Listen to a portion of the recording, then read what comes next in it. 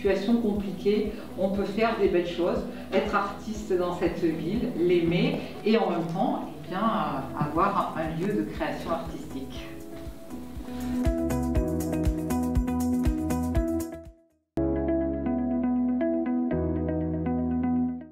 Voilà, mon père, lui, a été quasi chômeur pendant pas mal de temps, n'est-ce pas? C'est qu'il était en mauvaise santé, il s'était occupé des activités vinicoles de mon grand-père Milcam, parce qu'il y a deux grands-pères là, le grand-père Milcam du côté des Milcam et le grand-père Ballan du côté des Ballans de ma mère, n'est-ce pas? Bon, alors mon père, lui, il y a le grand-père Ballan qui avait un ami fermier qui se trouvait dans une région au bord de la mer, mais presque à une centaine de kilomètres de Mostaganem. Et le grand-père, lorsqu'il a abandonné son travail, il l'a transmis à mon père, si bien que nous roulions constamment sur ce ruban au bord desquels il y avait des restes, mais profonds, dans l'eau, de villes romaines. N'est-ce pas? C'est ce dont je parle dans mon dernier livre, exactement. Et je me rappelle très bien le tempérament de mon père. Il était communiste, le grand-père Ballan. Il était communiste et il... Oh oui, alors, je finissais, moi. J'étais un peu écartelé entre mon grand-père du côté Ballan et mon oncle du côté Dufour, c'est-à-dire, là, c'est ça, c'est du côté des... Non, je suis en train de mélanger. Donc, alors, le grand-père Ballan recevait toute une littérature de Moscou, dont des livres, et je lisais ces livres. J'avais abandonné la comtesse de Ségur, bien sûr. Alors donc, j'allais constamment à la ferme. Je voulais même faire les vendanges avec les ouvriers, etc. Ce que m'avait reproché un maître d'école, qui me disait ça suffit de mentir, alors que je m'installais entre les pieds de vigne avec un carnet et je notais des choses déjà. Oui, ça signifie qu'il y avait quand même déjà un avenir de ce côté-là. Alors, qu'est-ce qui s'est passé pour la guerre d'Algérie? Eh bien, on a vu les choses qui déclinaient petit à petit. Il y avait à Alger mon professeur de latin, que j'aimais beaucoup, et qui était pour l'indépendance du pays. Et c'était quelqu'un qui avait connu précisément toutes les gens qui avaient déjà trempé dans la guerre contre les Allemands, n'est-ce pas? Et il disait qu'il fallait que la chose se règle du côté algérien. Bref, c'était un catholique fervent, n'est-ce pas? André Mandouze, il est mort à l'heure actuelle, mais il a bien fondé quelque chose parmi ses élèves. Ses élèves qui étaient tous des petits fils de, comment dirais-je, de fermiers, de propriétaires, etc., et qui n'ont pas du tout compris ce que réclamait Mandouze. Mandouze, c'était, comment dirais-je, la guerre de France qui continuait maintenant en Algérie. Je ne peux pas vous dire si je suis tout à fait d'accord avec ce genre de choses, mais ce qui est sûr, c'est que j'ai entendu parler les Algériens à ce moment-là, n'est-ce pas? J'ai entendu des choses. Je me rappelle une visite qu'un Algérien notoire nous avait rendue à nous étudiants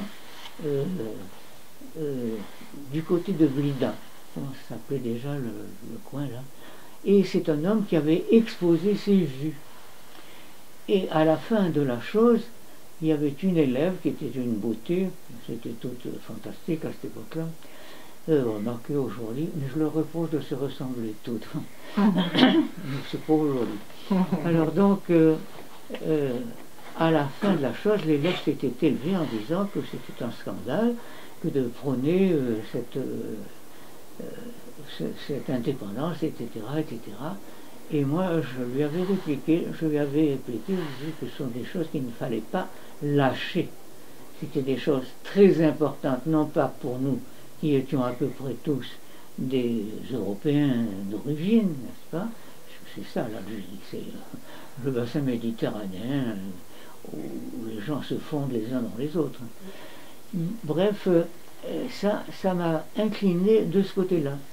Je me disais que, au fond, pourquoi nous ne voyons pas davantage d'Algériens dans nos villes, de gens que l'on puisse rencontrer. Et j'ai trouvé ça à Mostaganem. Il y avait un Kabyle notamment qui suivait les cours au collège, et nous en avons eu d'autres. Donc j'ai compris qu'il y avait quelque chose de fondamental dans le pays, et quand j'ai été nommé à Tlemcen, évidemment, j'ai été le chouchou de ces élèves de Médersa. Voilà comment les choses sont arrivées. Seulement, à partir du moment où j'ai pris parti pour une indépendance de l'Algérie, ça ne signifiait pas un départ des pieds noirs d'Algérie. Je n'ai jamais envisagé ça dans ma tête, dans ma vision de l'univers. Pas du tout.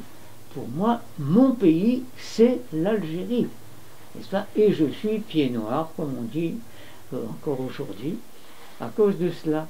Mais ça signifiait la vie de ma famille, de mes ancêtres, etc. Toutes comment dirais-je, les habitudes que nous y avions prises, eh bien, c'était ça.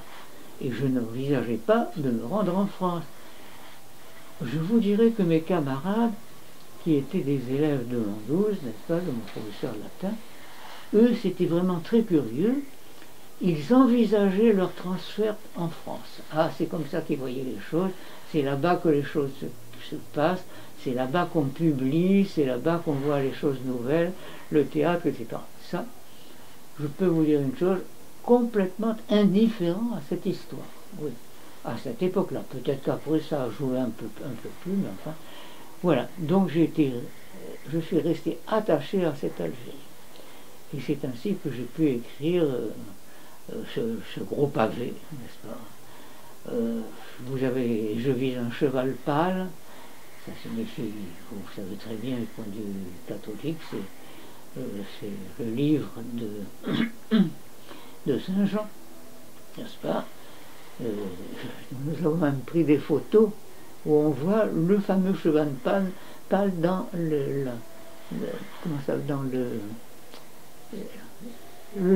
volume qui a été consacré oh, j'y arrive pas, je suis trop fatigué. Bon, alors donc, voilà mon tempérament.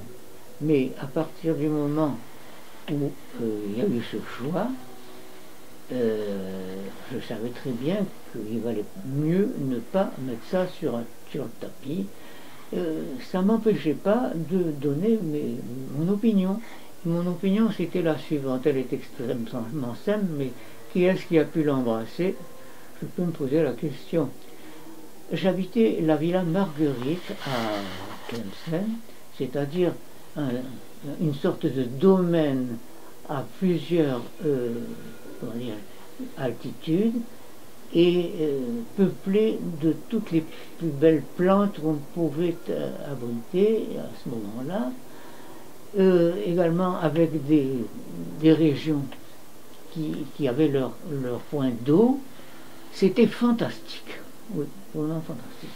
Il faut vous dire que mon premier livre vraiment sérieux, ça a été un livre qui se situait à cette Villa Marguerite avec les personnages que j'ai connus. Même les chiens gardent leur nom dans ce livre, n'est-ce pas? Les personnages, ils ont vécu au collège de Slan, dont j'étais le professeur, puis après ça a été à la Médersa de la Tlemcen. Donc ils ont tous existé. Je me suis donc servi de personnages vivants, d'histoires qui ont existé, pas toutes bien sûr, de moments qui ont été cruciaux dans ma vie. Par exemple, il y a tout un passage dans, comment s'appelle le premier, Oh, mon premier livre, comment s'appelle-t-il? Le premier livre sérieux. J'y arrive pas. Hector. Hector et le monstre? Non, pas celui-là. Pardon? Hector et le... c'est Ah non, celui-là? oui, ça c'était le premier vraiment publié, mais le livre, le grand livre sérieux qui fait que j'ai été considéré par Geneviève Serrault et tout le monde là. Oh, mais enfin, c'est Sous 10 couches de ténèbres, où je raconte exactement ce qu'était la vie à Tlemcen à ce moment-là.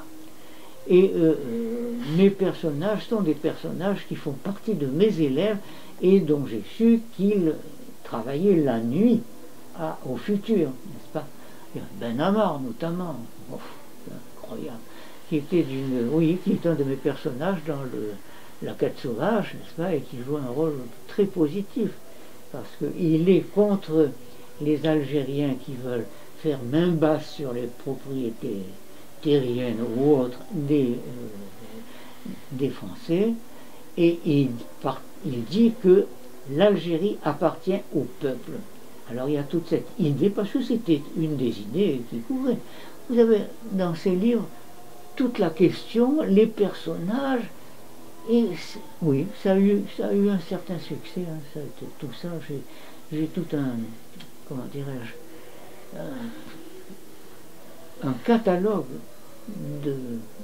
de critiques extrêmement élogieuses. Je n'ai jamais lu des critiques plus élogieuses que ça, et je crois même que vous l'avez chez vous. Vous avez même conclu qu'il fallait l'imprimer, ça. Ce serait pas mal quand même, parce que actuellement, ce qui est imprimé à propos du virus, c'est pas très sympathique.